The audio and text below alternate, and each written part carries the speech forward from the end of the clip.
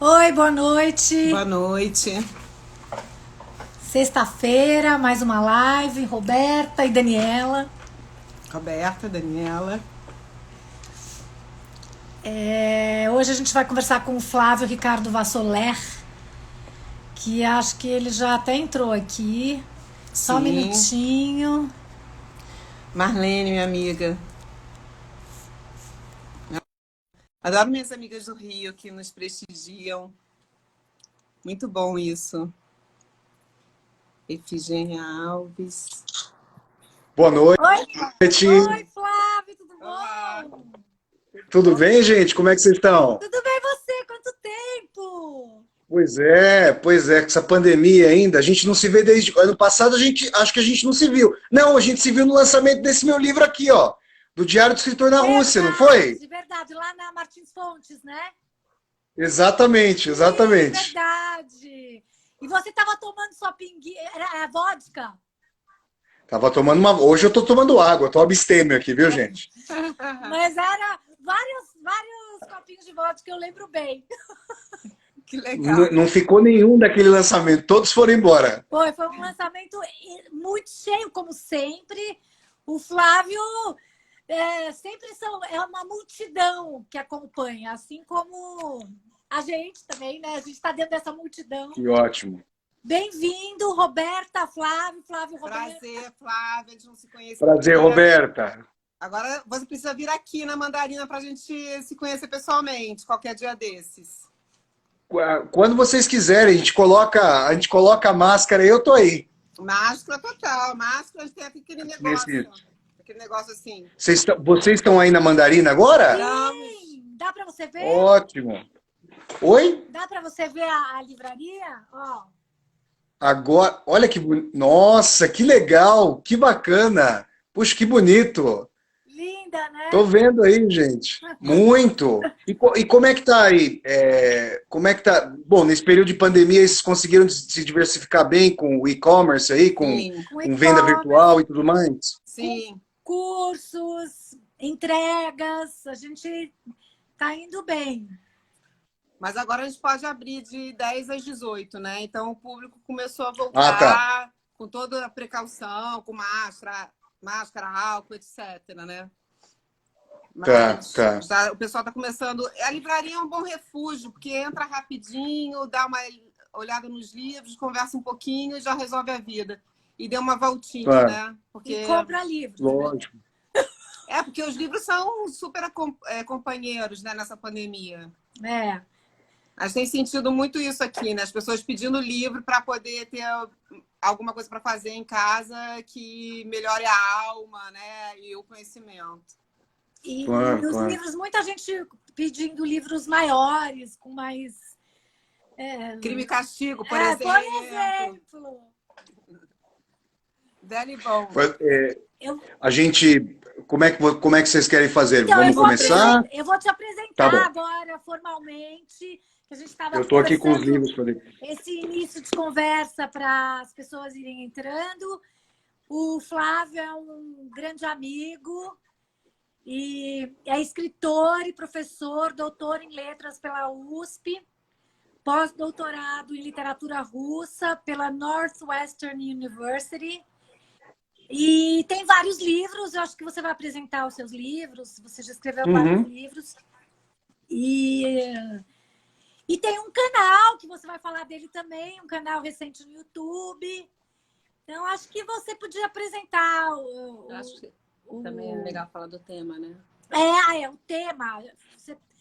Como o seu tema é um tema, digamos que pesado, e, e tem a ver com ensaios e literatura, cinema, debates que você já escreveu. Então, acho que você poderia falar um pouco do tema e dos livros. É porque assim, Flávia, eu até você não sabe, mas eu assisti uma palestra sua no Quintal Amêndola.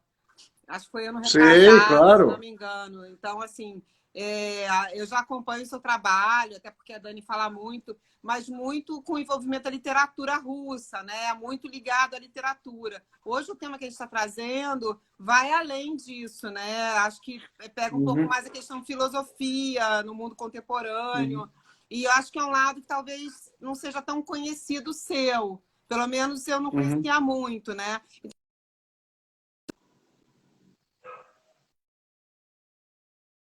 Porque, né, assim, porque você está abordando esses temas agora e já entrarmos também um pouco na temática que você quer trazer para a gente. Tá ótimo. Olha, em primeiro lugar, gente, muito obrigado aí pelo convite para eu vir falar aqui com vocês. É um prazer, vocês duas. Eu não te conhecia, Roberto, é muito prazer conhecê-la. Dani, um prazer te rever. Infelizmente, a gente está à distância por causa desse horror todo que está acontecendo, mas é um prazer aqui conversar. Muito obrigado. E muito obrigado a todos e todas vocês aí que estão assistindo, que estão chegando. A Dani fez uma apresentação aí panorâmica do que eu já fiz. Como a Alberto estava dizendo, eu vou fazer uma discussão hoje sobre alguns pressupostos para esse enregelamento, para essa alienação em relação. A gente está já passamos de longe aí 100 mil mortos e a gente percebe aí um anestesiamento, uma coisa terrível. Essa semana teve. Bom, cada semana tem alguma coisa terrível envolvendo o fascismo brasileiro agora. E a gente tem essas queimadas agora, é uma coisa impressionante, assim, que esses negacionismos, essas questões aí do arrefecimento da possibilidade de proteção da natureza, com o recrudescimento do capitalismo aí, elas dão muito o que discutir sobre alguns aspectos que eu vou trazer aí, gente, sobre esses bastidores do enregelamento e da alienação para a gente chegar a esse ponto. Muito se tem discutido sobre necropolítica, sobre essas dimensões que são muito importantes. Para eu não reiterar uma série de questões que estão sendo postas já há algum tempo, quando a gente percebe uma escalada e um amortecimento das pessoas em relação a isso, eu vou entrar em outros temas que tem a ver, eu quero mostrar a Dani, eu conversei com a Dani, ela foi falando, Flávio, fala dos livros seus que vão ter relação aí com a sua fala. Olha, esse meu segundo livro, O Tiro de Misericórdia, que é um livro de ensaios e aforismos, que eu publiquei pela Editora Universo em 2014. E tem um ensaio aqui chamado Fundamento da Banalidade do Mal, que tem bastante relação com os temas sobre os quais eu vou falar aqui hoje. E nesse meu último livro, O Diário de um Escritor na Rússia, foi, aliás, a última ocasião em que eu pude ver a Dani no passado, dia 25 de maio, hein? Lá se vão aí, ó, nós estamos em setembro agora, 9 meses, quase um ano e meio, quase um ano e meio nessa brincadeira.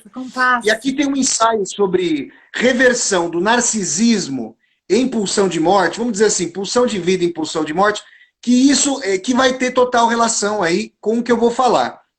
Eu quero convidar a todos e a todas, esse livro foi publicado ano passado pela Editora Edra. Eu quero convidar, aproveitar antes de eu entrar na minha fala, eu combinei que a Dani e a Roberta vão pontuando com perguntas de vocês vão me parando, vão falando. A Dani sabe, vocês sabem que eu falo pelos cotovelos, então a hora que eu começar a falar, vocês me parem à vontade, porque eu sou um falastrão mesmo, eu começo a falar, eu não vou parar. Não... Tem mais um livro, aqui, o livro da dialética. Ah, sim, tem um livro, deixa eu ver se eu tenho um exemplar aqui agora. Tem, espera só um minutinho, tem um exemplar aqui. Esse livro é muito bom. A gente está tendo um curso aqui sobre a nova literatura russa. Olha, são 4 livros, eu mostrei 2. Esse é meu primeiro, o Evangelho segundo Talião. Gente, esses 2 aqui primeiros, O Tiro de Misericórdia e o Evangelho segundo Talião, eles foram publicados pela Universos. Esse livro, salvo engano, a Dani até me falou que teve dificuldade para encontrar na editora, ele está esgotado na editora, mas eu acho que pela internet se encontra. Esses 2 aqui, ó, a Dani acabou de falar do livro sobre o Dostoiévski, esse é minha tese de doutorado, o Dostoiévski, a dialética, fetichismo da forma, a utopia como conteúdo, que é um livro publicado em 2018, essa é minha tese de doutorado, e eu falei aqui do Tiro de Misericórdia. Então, olha, depois, sabe o que a gente pode combinar? Um lançamento dos meus 2 próximos livros aí na Mandarina, já estão prontos, eu só não lancei. Então, mas eu só não lancei esse ano. Pois é, eu só não lancei esse ano, por motivos óbvios, por causa da pandemia e tal, mas a gente vai combinar, vai ser um prazer fazer aí um lançamento com vocês na Mandarina. Combinado. Será ótimo. Então tá bom. Olha, gente, eu vou tentar não ser tão mórbido, mas é impossível, né? Pela natureza do tema, Eu vou tentar, eu sou um cara, a Dani me conhece, eu faço piada, eu falo as coisas no meio da fala lá, mas esse tema realmente é terrível. É um ótimo professor.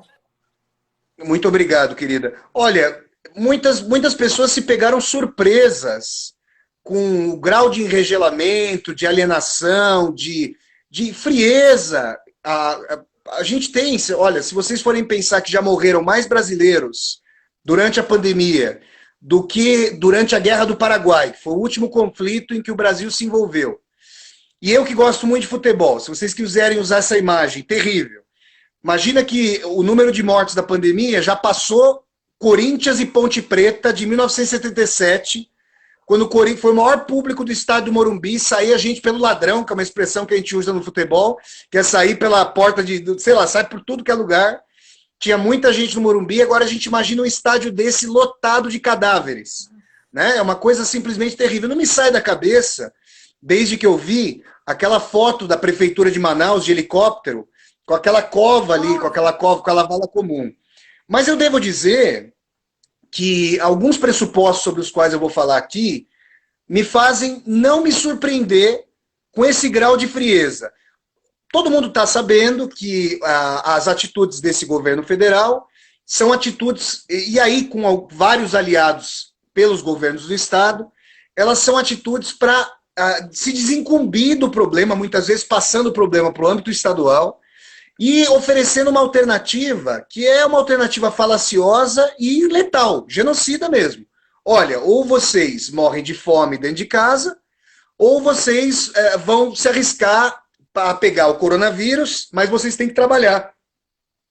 No começo da pandemia, houve um ensaio muito tímido, mas muito tímido, que logo foi abortado, para falar sobre taxação de grandes fortunas, impostos progressivos, para que os mais ricos do Brasil, que ficaram muito mais... A gente teve ali... Tem aquela cena famosa ali de um líder do movimento metroviário que estava em greve, sendo entrevistado num jornal da Rede Globo, se eu não me engano, não sei se era o Bom Dia São Paulo, se era o SPTV, e o jornalista da Rede Globo perguntando ali ao chefe dos metroviários se eles não tinham, se eu não me engano, eu não quero ser leviano, usar um termo que não foi utilizado, mas perguntando se eles não se sentiam responsáveis pelo problema de não oferecer sistema de transporte público, no caso o metrô, para a população, em meio a uma pandemia.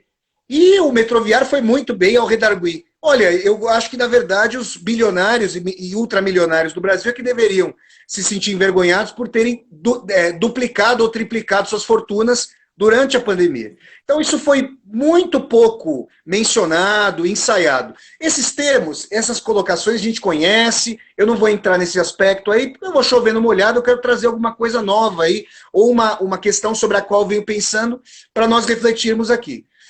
2 semanas atrás, eu dei uma aula no meu canal do YouTube, aliás, eu rapidamente faço um parênteses aqui para convidar a todos e a todas vocês que estão assistindo aí a essa nossa conversa, para o meu canal do YouTube novo, que tem 1 mês e meio.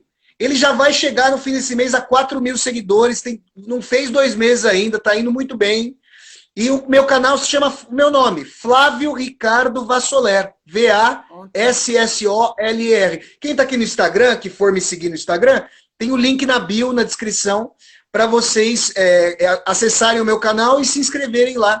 E aí vocês vão encontrar lá as aulas que eu dou de segundas-feiras, às 8 da noite, ao vivo, as resenhas de filmes, as resenhas de livros, que acontecem todas as quintas-feiras, às 8 da noite. Ontem eu fiz uma resenha sobre O Estrangeiro, do Albert Camus, essa obra formidável. Pode falar. Parênteses, ontem eu dormi com você. Opa! Total. Uma bela expressão. Total, verdade. Eu fiquei vendo a gravação do L'Étranger. Muito boa a aula. Opa. 27 minutos de aula, foi excelente. Exato, exato. Por favor, amanhã... Porque Camus é imperdível com Flávio, então... Nem se diga. Aprendi um monte de coisa que eu não muito sabia obrigado. sobre o livro, que eu já tinha lido, mas eu não sabia várias coisas. É gozado. A personagem lá, o Meursault, ele me provoca... Aliás, o Meursault é uma personagem dessa época, né? Essa indiferença, essa frieza é bem própria dessa época aqui, né? E amanhã, às 10 horas da manhã, sábado, tem uma resenha sobre o Django Livre, o filme do Tarantino. Legal. Então, todas as semanas tem essas programações fixas, sejam bem-vindos, se inscrevam lá no meu canal e vai ser muito bacana aí receber vocês. Bom, sobre o que eu vou falar aqui, o que eu vou desenvolver para vocês. 2 semanas atrás eu dei uma aula sobre o perigo de as tecnologias. Isso seria uma coisa redentora se a sociedade fosse uma democracia social radical, para que nós pudéssemos decidir os rumos da produção, aí todo mundo trabalharia menos, o ímpeto de consumo seria outro, que as tecnologias atuais substituíssem boa parte dos postos de trabalho por algoritmos, por máquinas e tal. Na forma atual de regência da sociedade, isso é uma tragédia completa. Isso pode implicar o desemprego em massa e tal. Sobre isso eu discuti numa aula há 2 semanas. Uma aula com um título tétrico, né? A inteligência artificial vai acabar com os empregos? Eu não disse, obviamente que eu não disse que sim, efetivamente, mas as tendências vão nesse sentido, é uma coisa realmente para readequar não só subempregos, mas às vezes empregos até muito bem qualificados. Aí vocês vão me perguntar, mas o que isso tem a ver com a alienação e o enregelamento pandêmicos? O que isso tem a ver com a banalidade do mal? Tem muito a ver. Por quê? Porque aí entram as discussões que eu fiz nesses 2 livros. Deixa eu só mostrar mais uma vez aqui. Opa! O Tiro de Misericórdia, no ensaio Fundamentos da Banalidade do Mal, e nesse ensaio que eu publiquei no Diário do Escritor na Rússia, chamado Narciso Gosta de se Mutilar. Aí por aí você já vê um paradoxo, que a gente geralmente associa a imagem do Narciso a essa coisa da vaidade própria, da auto-vanglória, de o camarada simplesmente se querer robustecido. Mas aquilo que eu venho percebendo é uma reversão, porque a gente tem que pensar, a Dani já conhece, bom, vocês duas já conhecem meu trabalho, sabe que eu penso historicamente sempre, histórico-materialmente. Então o narcisismo, ele não é uma coisa ahistórica. Não é que o Freud vai teorizar sobre o narcisismo, a gente vai falar do caráter egóico, dessas dimensões, e vai achar que a vaidade, o narcisismo se dão sempre da mesma maneira. Existe, a meu ver, um descompasso entre o eu que tem que ser inflado cada vez mais, e as redes sociais levam esse movimento às últimas consequências. Você tem... É curioso, né? E agora é até uma coisa que me fere diretamente, porque agora eu sou youtuber, mas o YouTube, vamos dizer assim, o YouTube, ele é uma rede de TV com você. E um eu ali exponencializado, que tem que migrar e se colocar em todas as situações. E a gente percebe o mais recôndito da existência, o mais recôndito da vida privada sendo televisionado, sendo irradiado. Então não é só uma discussão, obviamente, meu canal não vai falar absolutamente nada da minha vida privada, é um canal de discussão de teoria, de questões literárias, filosóficas, mas a gente percebe, se nós passarmos em revista os vários canais, as várias redes, as pessoas têm o seu âmbito da vida privada ali inflado narcisicamente, em enorme medida, sendo disseminado a todo momento. E isso acaba fazendo parte de uma lógica que vai hiperinflacionar esse narcisismo. Só que tem uma tendência reversa disso. E é aí que eu introduzo, nessa pulsão de vida, nesse prazer, nesse eros e nesse narcisismo, um elemento que eu vou chamar aqui de tânatos, de pulsão de morte, ou para fazer uma reconfiguração do conceito da Hannah Arendt, que é o conceito que ela desenvolveu acompanhando o julgamento do oficial nazista, o Adolf Eichmann, que fez parte do processo ali de... Ele era uma peça importante na engrenagem do Holocausto, porque ele era responsável pela logística de deportação dos judeus dos guetos da Europa Oriental para os campos de concentração ali na mesma Europa Oriental, sobretudo da Polônia. Só na Polônia, metade dos judeus, 3 milhões de judeus morreram no Holocausto oriundos da Polônia. Os outros 3 milhões de vários locais, mas só na Polônia 3 milhões. Então o Eichmann era um burocrata muito eficiente para esse genocídio, ao maximizar essas tendências. E a Hannah Arendt vai desenvolver esse conceito ali no Eichmann em Jerusalém, acompanhando o julgamento do Eichmann. Ele foi sequestrado pelo Mossad, pelo Serviço Secreto Israelense na periferia de Buenos Aires, e ele foi julgado em Jerusalém, Israel, no começo da década de 60, depois, salvo engano, ele foi enforcado ali, foi condenado à morte, foi enforcado ali mesmo, salvo engano. E aí o que aconteceu? Hannah Arendt percebeu que ele não era um monstro, isso que é uma coisa curiosa, né? Que ele era uma figura, uma peça de uma engrenagem completamente alienado, ou supostamente alienado, em relação aos fins mesmos da sua ação, que viu que havia prestado um juramento e que se infringisse esse juramento, a sua própria vida corria risco. Então era melhor que ele sobrevivesse e se alienasse em relação aos fins da sua ação, do que efetivamente pagar o preço. Mas as ações tinha toda uma engrenagem, uma indústria para isolá-lo dos fins horrorosos e odientos ali. Os próprios operadores das válvulas das câmaras de gás sentiam que quem perfazia o trabalho final era um gás, não eram eles. Porque eles não viam os corpos estrebuchando, as paredes eram espessas. Todos esses elementos de alienação são muito bem analisados por toda a bibliografia ali sobre o Holocausto. Mas eu quero sugerir um outro aspecto. Essa banalidade do mal, essa dimensão de que a pessoa comezinha, não é um monstro, a pessoa comezinha numa engrenagem pode perfazer o mal e dele se alienar, não sentindo sobre si a culpabilidade, é atualíssima. Mas tem um outro elemento que me parece importante aqui, que nós estamos sendo instados por esse tipo de sociedade, por esse tipo de lógica altamente concorrencial que atinge a todos e chega agora, como eu estava dizendo, a lógica mais privada, mais própria. Nós estamos sendo instados a nos inflar narcisicamente, só que numa situação peculiar e contraditória. Por quê? Porque ao mesmo tempo em que nós somos socialmente instados ao narcisismo, a base de reprodução do capitalismo atual, da sociedade atual, não emprega as pessoas mais em massa, vai demitir as pessoas em massa, vai fazer com que as pessoas, a própria sociologia do trabalho, ela não está lidando mais com a categoria de proletariado, ela está lidando com a categoria de precariado, é a precarização, ou para usar um termo associado a uma grande empresa aí, que é muito menos uma empresa e muito mais uma mediadora, a uberização do trabalho. Aí vocês vão me perguntar, Flávio, como você liga essas duas coisas? Ligo da seguinte maneira. Se você tem, de um lado, um narcisismo hiperinflado, que eu acho que ficou claro aqui conosco nas explanações que eu estou fazendo. Só que se você tem, de outro, uma base para inflar esse narcisismo, que é o poder econômico, que é o prestígio, que é o status, que está sendo destruída, solapada, eu vou atualizar o termo da Hannah Arendt para dizer que, da banalidade do mal, a gente começa a viver a inutilidade banal de todos e cada um de nós. É como se todos e cada um de nós nos sentíssemos fungíveis, cambiáveis, substituíveis. E essas tendências são radicalmente contraditórias. É uma tendência. E uma tendência de destruição, de destruição. Vocês estão me ouvindo? Acho que cortou um pouquinho. Deu uma craquelada, mas agora foi. A internet voltou, né? A minha internet está boa, gente? Tá oscilando? Agora tá, agora tá. Oi. Não, acho que não. Tudo bem? Minha internet está boa? Vocês estão me ouvindo bem? Também, né? Você tá ouvindo? Então, tô ouvindo, Dani, tô ouvindo. Ah, tá. Porque eu lembrei agora, você falando, me veio também o Bauman, da liquidez, do líquido, né? Do amor líquido, das vidas desperdiçadas. Ô Dani, eu gosto de um livro do Bauman sobre o Holocausto, mas eu faria uma pequena ressalva com relação ao que ele chama de líquido ou liquidez. Eu acho que esse termo ele pode passar para as pessoas uma dimensão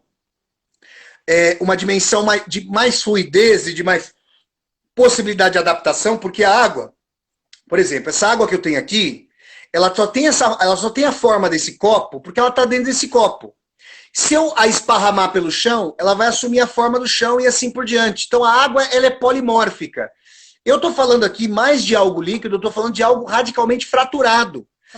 E essa fratura entre o hipernarcisismo e a impossibilidade mesma de eu me inflar na realidade, porque assim, eu posso me inflar na rede e a gente percebe que as redes sociais elas fazem o papel agora do antigo currículum vitae. Tem um texto muito bacana do Leandro Conder, morreu um filósofo brasileiro aí que morreu recentemente. Seu pai, se você não o conhece, Dani, eu acho que seu pai certamente deve conhecê-lo. Leandro Conder Comparato. Isso, que é parente do Fábio Conder Comparato lá em São Francisco. Sim, sim. Quando que ele morreu? Acho que faz uns 2, 3 anos que o Leandro Conder morreu. Sim, ele é velhinho, sim. O Leandro Conder, ele tinha um texto chamado o seguinte, Currículum Mortis. Aí você fala, nossa, mas que texto mórbido. O texto dele era o seguinte, que uma pessoa deveria ser medida não pura e simplesmente pelo que alcançou. Até porque quando você vai para uma entrevista de emprego, você está sendo o maior mentiroso e mentirosa da face da Terra.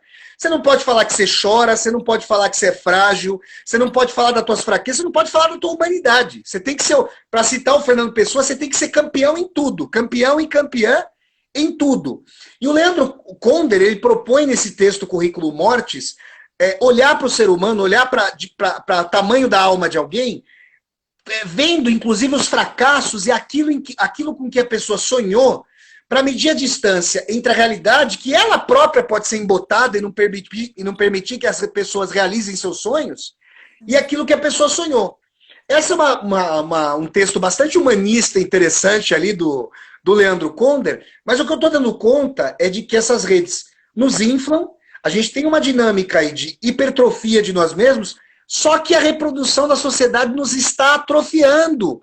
E nós sentimos que somos substituíveis, que somos perecíveis, que somos passíveis de sermos deixados de lado no nosso próprio medo. Não é à toa, gente. Né? Esse descarte, né? Exatamente. Não é à toa que a gente, correlacionando isso que a gente pode falar de um risco social e sociológico terrível para a psique, para todos nós, não é à toa que os psiquiatras, a indústria farmacêutica nunca ganhou tanto dinheiro, mas tanto dinheiro para fazer com que as pessoas possam voltar para a esfera de exploração e de reprodução. Essa é uma base. Como eu acho que esse ponto, eu assisti a uma série de debates sobre a necropolítica, essas discussões, esse ponto que eu estou levantando, a meu ver, ainda não foi suficientemente discutido. Quando a gente conversou, eu falei, eu vou falar sobre isso, porque acontece para mim o seguinte, esse é um ponto que não faz com que nós apenas e tão somente tenhamos alienação em relação ao outro. A alienação está introjetada em nós mesmos, em relação à nossa própria condição. Nós estamos vivendo morbidamente. Essa morbidez é parte da nossa condição mesma. E as pessoas que têm dificuldade para se adaptar, as pessoas que têm dificuldade para sair ao mundo, para se colocar de pé, elas, claro, não vão ser tratadas como sadias por esse tipo de sociedade, mas elas têm um caráter, a meu ver, bastante sadio. Porque ter uma adaptação forte a tudo isso é de um grau de patologia enorme. Alguém que se sinta à vontade num Brasil contemporâneo, olha, é uma situação de um grau de morbidez terrível. Então, o que eu gostaria de trazer, não sei como é que a gente está de tempo, vocês vão me... Tem meia hora ainda. Ah, então tá bom. Então, assim, nesse preâmbulo que eu fiz aqui, eu gostaria de levantar essas questões, se vocês quiserem falar alguma coisa ou trazer, se alguém trouxe alguma pergunta, quiser alguma colocação, a gente pode continuar falando, mas para arrematar essa minha primeira fala, e aí vocês podem trazer suas colocações, questões, o problema dos pressupostos da alienação pandêmica, esse enregelamento, ele não é algo que faz com que eu instrumentalize o outro, pura e tão somente. Essa é a base das relações que, infelizmente, nós mantemos nesse tipo de sociedade. O que eu quero dizer é que a instrumentalização ela já foi tão fundo em nós, que nós revertemos o sermão da montanha. Odeia ao próximo como a ti mesmo. É isso que eu estou tentando sugerir aqui. Né? Eu vou, depois de amanhã, vai ter um debate sobre a existência de Deus lá no meu canal. Eu vou conversar com um querido primo meu, que é um engenheiro espiritualista. A gente vai conversar sobre a existência de Deus, ou a inexistência de Deus. E eu li o Sermão da Montanha. Está fresquinho aqui na minha cabeça. Eu li o Sermão da Montanha inteiro, vai vir nas leituras do canal. E é um texto maravilhoso, que infelizmente a humanidade não conseguiu trazer como caráter cotidiano da sua vivência. A gente sabe disso, não poderíamos estar mais distante. Aliás, hoje o bueiro está aberto, né? Então a gente nunca poderia estar mais distante nesse momento do Sermão da Montanha.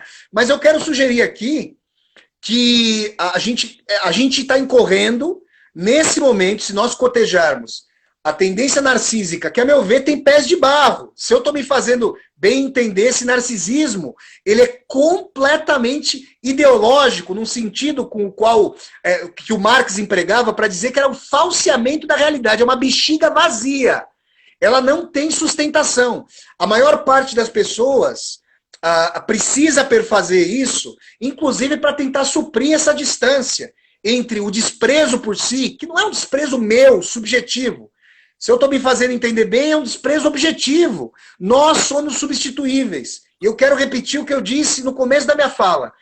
Esse caráter esse caráter de descarte de todos e cada um de nós, numa sociedade organizada democraticamente, era a salvação de todos. Porque a gente poderia decidir coletivamente o que produzir, como produzir, quanto produzir, como dividir. Agora, nessa situação pela qual a gente está passando, a gente percebe aí esse caráter de descarte que gera não é mais medo. Acho que o afeto agora é o afeto do pânico. Não é à toa também que a indústria farmacêutica está ganhando uma fábula de dinheiro diagnosticando qualquer ali distúrbio, qualquer desvio como pânico, síndrome do pânico e esses tipos de ataque, né? Então eu arremato essa primeira parte aí da minha fala e aí passo para você e a gente vai conversando. Então, tem uma pergunta já aqui da Efigênia. O que ocorreria se os pés de barro do narcisismo se rompesse, né? Vocês querem fazer algum comentário? Não, acho que você pode fazer. Isso é mais interessante do que a gente. Tá bom, tá bom. Olha, Efigênia, obrigado, querida, pela pergunta. Estou vendo que a Efigênia é colega escritora, então seja muito bem-vindo. Estou falando com uma colega aqui. Efigênia, olha só.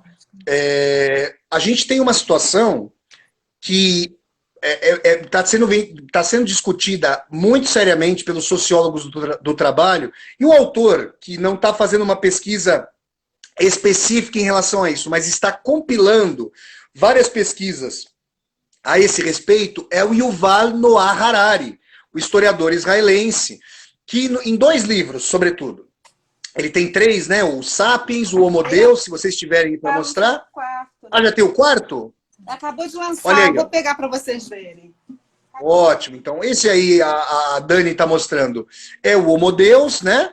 E o 21 lições para o século XXI. Nesse livro, sobretudo, que a Dani acabou de mostrar, o Homo Deus, o que a gente tem, gente? A gente tem uma discussão que faz com que boa parte da humanidade venha a se tornar obsoleta economicamente. A gente não está falando mais de uma vida.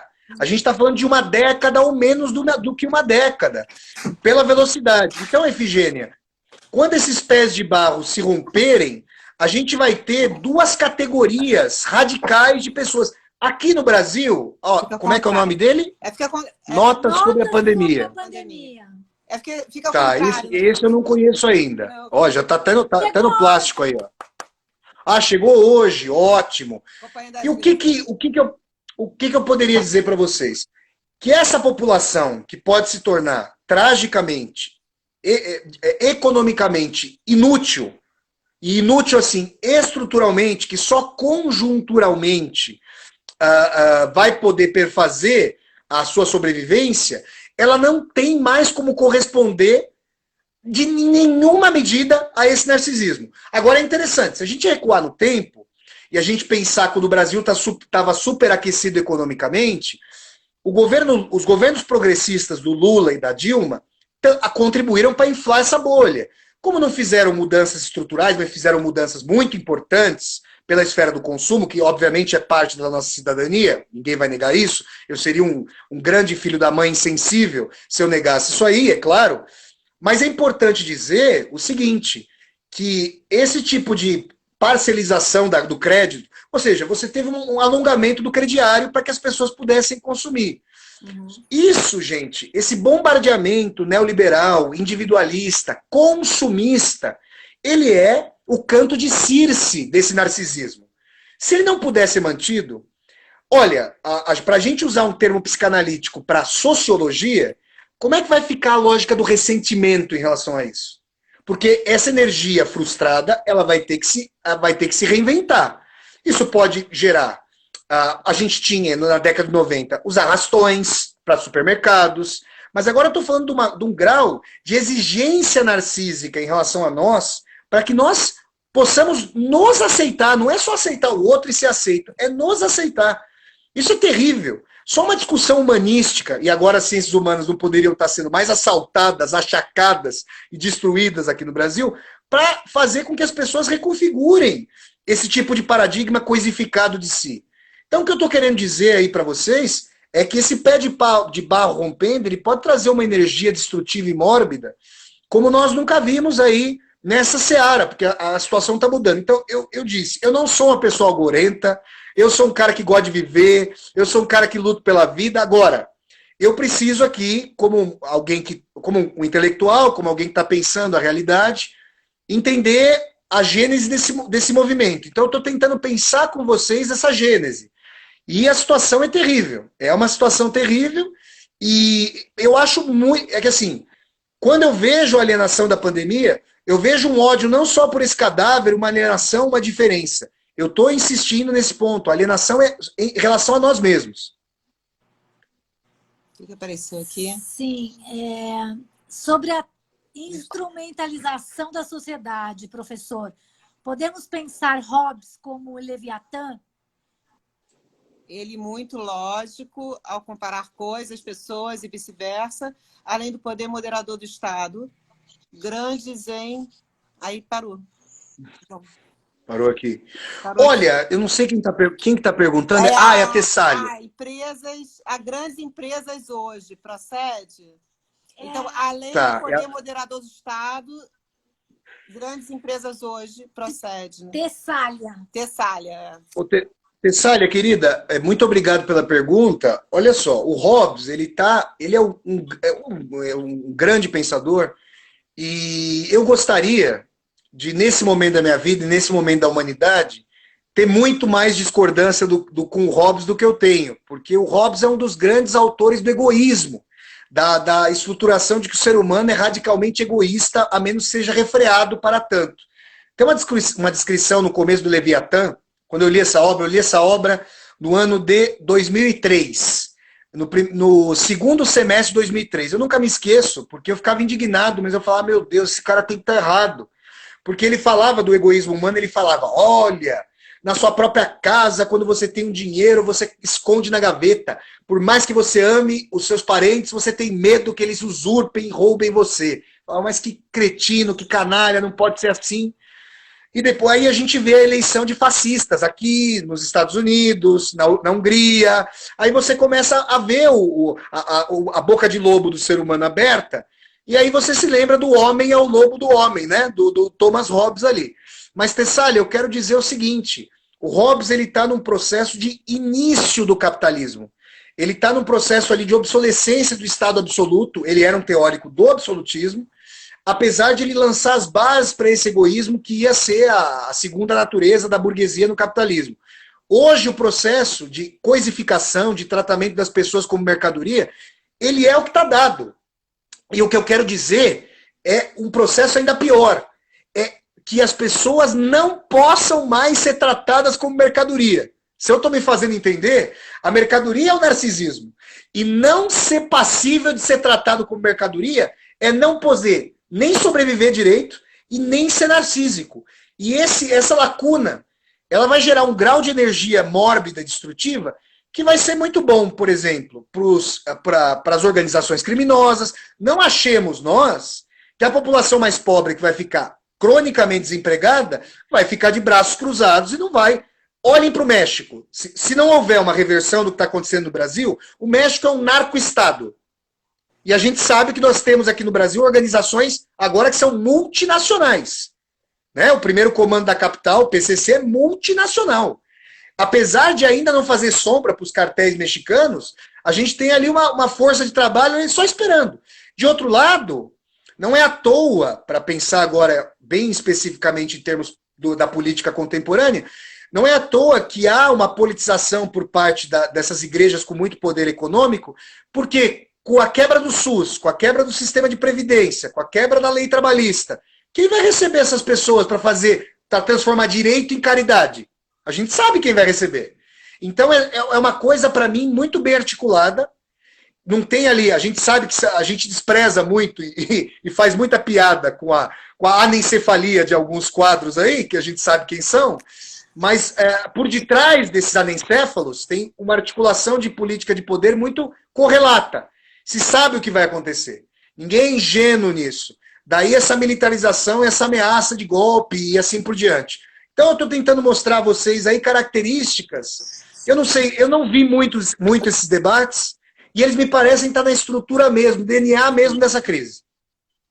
Flávio, quando você fala que tem essa lacuna aí no meio, então me parece que você está querendo dizer que outros poderes, tanto a milícia ou os PCCs da vida, como a igreja, poderiam ocupar e entregar para essas pessoas a coisificação com o narcisismo, é isso? Elas substituiriam o capitalismo de como a gente conhece ele? Olha, a gente pode pensar o seguinte, por exemplo, você pega ali a classe média, a qual nós fazemos parte aí, olha, o cara de classe média tem uma casa, tem um apartamento, tem um carro, você não tem mais SUS, ou você tem os planos de saúde aí, dominados aí, no sentido que eles não vão cumprir várias cláusulas contratuais, não vão proteger, como acontece nos Estados Unidos. Nos Estados Unidos, às vezes, você tem um câncer terminal, a empresa ganha na justiça que não vai te tratar mais. É uma coisa assim, é uma coisa inimaginável. Se a sua doença não tem cura, morra, porque eu não vou ficar perdendo dinheiro. Não, isso aqui é um horror tão grande, mas tão grande. O que pode acontecer? A proletarização, a pauperização da própria classe média. Porque você perde num ato. Ninguém vai deixar de curar o pai que está morrendo ali, vai vender a casa para pagar o negócio. E, Roberto, você está trazendo um ponto importante, porque a gente tem que pensar esse narcisismo em movimento. Ele vai ser cada vez mais inexequível, só que é importante insuflar nas pessoas. Você pega, por exemplo, a grande mídia brasileira. Quando você tem paciência para assistir aos programas, que é uma coisa que você tem que ter um estômago de titânio, vamos dizer assim, blindar com titânio.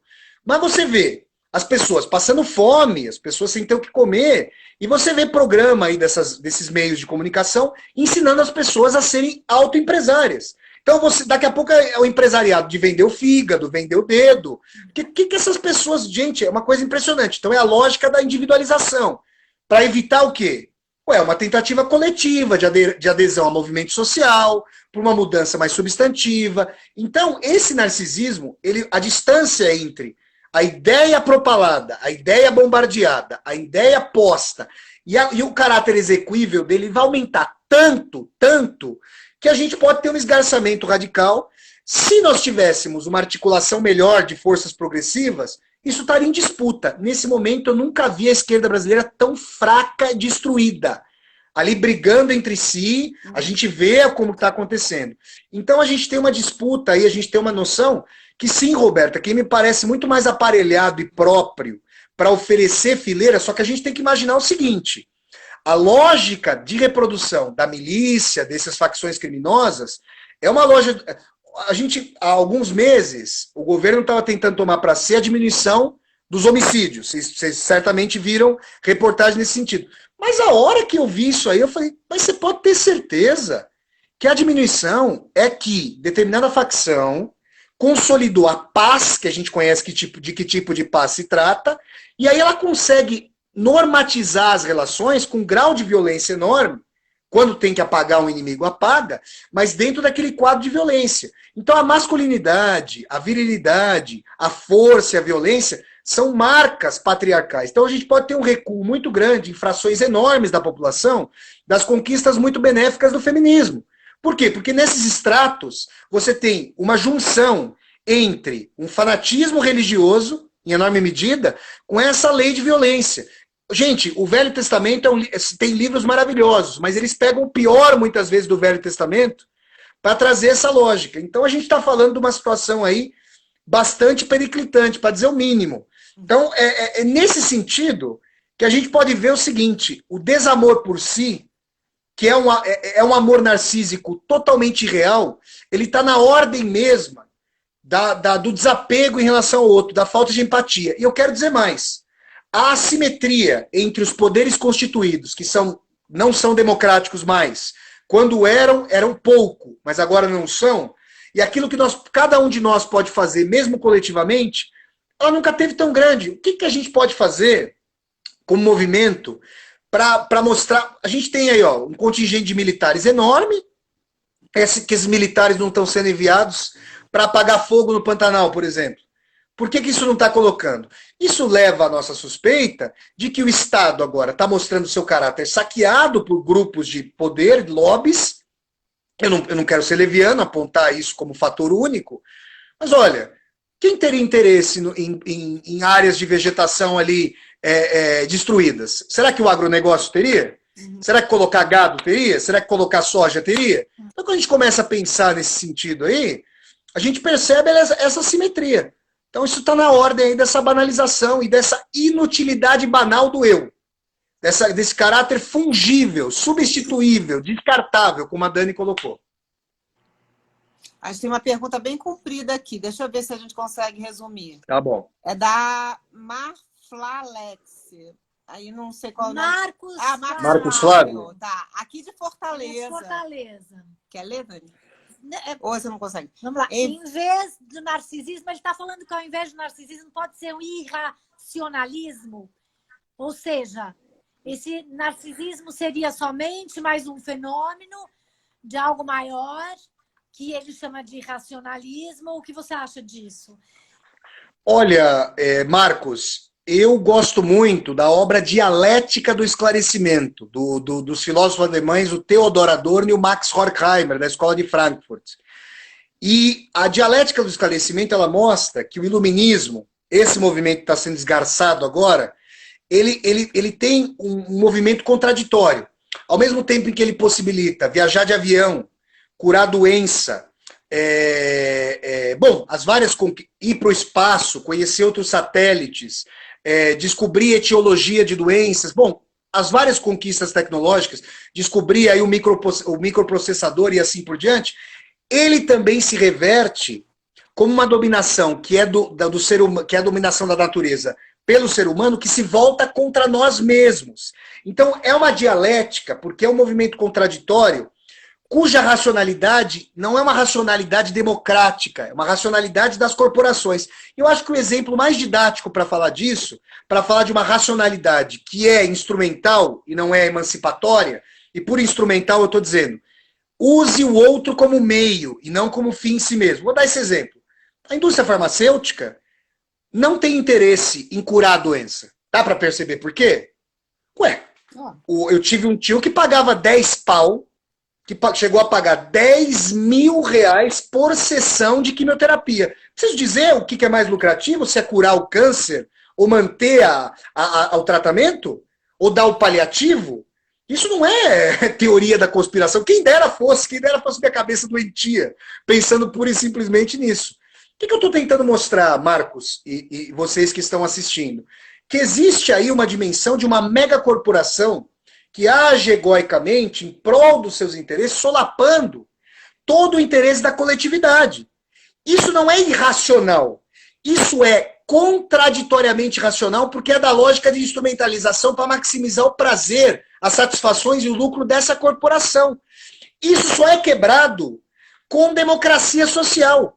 As experiências do socialismo real, infelizmente, foram à bancarrota e mostraram ali características altamente ditatoriais e problemáticas. O que eu quero dizer para vocês é o seguinte, ao invés de nós pensarmos no puro e simples irracionalismo, que seria algo que pouco explicaria essa tendência, essa mudança geopolítica, geoeconômica, geossocial, o que eu estou tentando propor é que agora está muito claro que não vai estar claro para a população que sofre crime social e não vai entender esse processo, mas está cada vez mais claro a quem o Estado brasileiro serve. E para o agronegócio, para as igrejas, para fundos de pensão, para sistema de saúde privado, para a educação superior privada, a destruição do Estado é o aumento exponencial dos seus lucros e das suas possibilidades de encampar todos os poros da pessoa, como acontece nos Estados Unidos. Os Estados Unidos não são exemplo para ninguém e nem para si mesmo. Morei 2 anos naquilo ali. E foi mais barato pegar um avião, voltar para o Brasil para fazer um exame aqui de que eu precisava, do que pagar o exame lá. A classe média ali tem gente na pandemia dos Estados Unidos que recebeu a conta. O camarada saiu da UTI, do coronavírus. Eu vi uma pessoa, procura na internet, o cara falou, por que eu não morri? 400 mil dólares chegaram ali na casa dele para ele pagar. Nada. Não tem SUS nos Estados Unidos. Então, Marcos, ao invés da gente falar do irracionalismo, pura e simplesmente, existe uma irracionalidade, uma lógica que é racional só para esses grupos. E a maior parte da população cai nesse canto de Circe, é socializada, é educada, é bombardeada com esse narcisismo de que eu estou falando, para se achar empreendedor, para se achar atomista, um indivíduo enaltecido. Olha, não é à toa que essa tendência tão coisificada e massiva de edificar o próprio corpo, de tonificar. A última dimensão quase que resta para o indivíduo é tonificar o corpo, já que não consegue tonificar mais nada. Então a gente começa a perceber essa tendência. Toda a vida é administrada. Você não consegue achar mais um lugar recôndito para a gente agir por nós mesmos. Já que a gente mostra cada ponto da vida, a dieta, o tamanho do bíceps, do tríceps, a forma do corpo, o que come, quanto corre. Olha que coisa. Quem vai me dizer? Tudo bem, pode ter gente que gosta de correr, não tenho nada contra a corrida, eu de vez em quando vou dar uma corridinha, mas peraí. Vocês vão me dizer que alguém que não tem um regime de atleta, se tornar triatleta e fazer esses exercícios insanos, isso tem a ver com saúde? Em que medida? Então, olha que coisa hiperinflacionada e exacerbada de narcisismo. Então, gente, a gente vê, por exemplo, essa diarreia intelectual, desculpem o termo, né? Usar esse termo diarreia intelectual, mas a gente vê essas figuras dantescas, coitado do Dante, né? Usar o adjetivo dele para essas figuras. Falando essas abobrinhas que a gente vê da extrema-direita hoje, vamos olhar para isso como cortina de fumaça que é. Vamos perceber isso aí, porque tem interesses muito consolidados e grupos poderosos e inteligentes por detrás disso. Não tem idiota por detrás. Talvez os clowns, as marionetes o sejam, mas quem está por detrás ali tem um projeto de poder muito claro e consolidado. Então é importante a gente olhar para além. A gente vê esse negacionismo. Olha, vamos pensar o seguinte. Vamos fazer o advogado do diabo aqui. Se a gente tem uma clivagem enorme entre as informações dessas corporações, quem é que confia nessas grandes corporações de tecnologia hoje? Ué, nós já estamos sabendo que a corporação maior, não vou falar o nome dela aqui, todo mundo sabe qual é, teve que ir para o Senado dos Estados Unidos para se explicar por que vendeu informação para o Donald Trump. Então, como é que eu vou confiar nisso? Aí, quando uma pessoa, e eu estou falando da minha supervisora, lá do meu pós-doutorado nos Estados Unidos, cujos parentes, pessoas que tiveram acesso, porque nos Estados Unidos é uma exceção. Você ter acesso à universidade é difícil, você vai pagar uma bala lá, vai ficar endividado pro resto da vida. E pessoas educadas que não querem tomar vacina contra o coronavírus, porque acham que as grandes corporações vão colocar informações, vão pegar informações decodificadas. Aí, a hora que eu ouvi isso, eu falei assim, olha, mas essas pessoas chegaram atrasadas, porque elas não têm celular, elas acham que alguma coisa da vida delas não está rastreada mais, elas acham que elas têm alguma coisa. Então, assim, de qualquer maneira, vamos dizer assim, o benefício da dúvida que eu estou dando para essas pessoas é o seguinte, eu não tenho confiança nenhuma nessas megacorporações também. Nenhuma, zero. Se nós não revirmos a dimensão de propriedade privada desses dados, desses big data, desses grandes dados de que o Harari fala, acabou. Porque não vai haver propriedade privada mesmo. Vocês imaginem o seguinte, tá? Eu tenho uma câmera aqui no meu notebook. Aí eu faço das minhas aqui em casa. Estou no meu domínio aqui em casa. Estou fazendo minhas estripulias aqui. Você quer destruir uma pessoa? Você vende esse dado. Você vende o que a pessoa faz, você rastreia a pessoa, você acaba com a vida de uma pessoa. Vantagem. Então, gente, a gente tem aí, exato, da extorsão, exatamente. Então, a gente tem aí uma dimensão que está reconfigurando os nossos paradigmas de socialização e pensamento. Eu acho, e é o que eu estou tentando fazer, eu estou tentando pensar o movimento desses conceitos. Eu não acho que os conceitos anteriores cabem mais, a não ser que eles sejam arejados de história. É isso que eu estou sugerindo. Muito Vamos bem. ver aqui uma outra pessoa. Acho que só dá para mais uma pergunta, né? Porque a gente tem 5 minutos. Henry Opa, Serpa, 5 minutos. citando o Stalin, que diz que uma morte é uma tragédia, mas que várias mortes são estatística. Em que sentido as mídias sociais são responsáveis por esse descaso atual em relação às mortes? Olha, Pedro, eu vou colocar aquele meme lá, que é até simpático. O que aqueles caras que trabalham em Gana têm a ver com isso? Não tem nada a ver com isso. É o ritual deles lá de ficar balançando lenço. São até figuras simpáticas, bem vestidas ali, com seus óculos de sol. Agora, a hora que você vê... Não, é assim. A psicanálise ela tem um conceito de riso defensivo. Sabe aquela situação que é tão brutal da qual você ri para se defender? Que você acaba rindo? A hora que eu vi aqueles caras com caixão na Paulista, com caixão, o cara dançando com o caixão, eu falei, não. Então essa é a expressão disso que eu estou querendo ilustrar. Eu vou escrever muito sobre isso ainda. Eu estou na gênese desse processo de compreensão disso. Vou discutir esses pontos, mas o que eu quero trazer para vocês é o seguinte, como humanidade, a gente vai precisar rever esse paradigma de consumo, esse paradigma narcísico e esse grau de individualismo e competição. Não há possibilidade de futuro para a humanidade com esses paradigmas. Não é mais retardar.